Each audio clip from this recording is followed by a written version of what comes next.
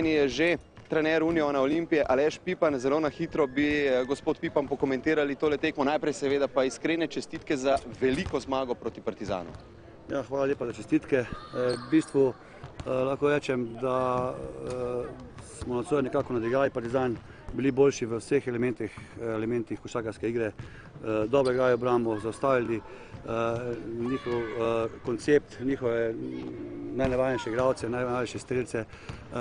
Malo je še šepalo vse skupaj na začetku tekme, potem ko so se pa fantje sprostili in so začeli tudi napado igrati tako, kot znajo, sproščeno, se je pa razlika samo višala.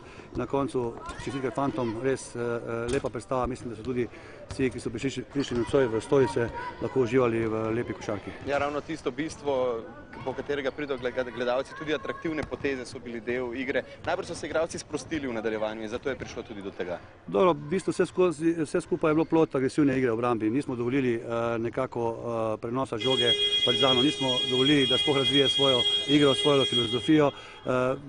Nekatere akcije ste sami videli, smo sekali že po prvi podaji, iz tega se je razvil pol hiter kontranapad, kjer imamo nižje igralce, s tem pa tudi posledično hitrejše.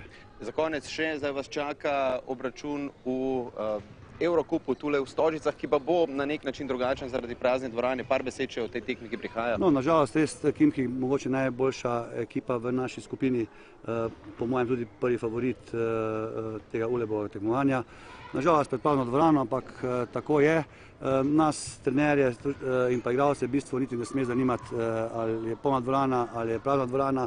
Vsekakor bi potrebovali in se želimo pomoč publike, podporo publike, vendar to kazen bomo prestali, odigrali maksimalno proti Khimkiju, koliko se le da, skušali jih presenetiti, potem pa nadaljevanje zopet upam pred polnimi stolicami.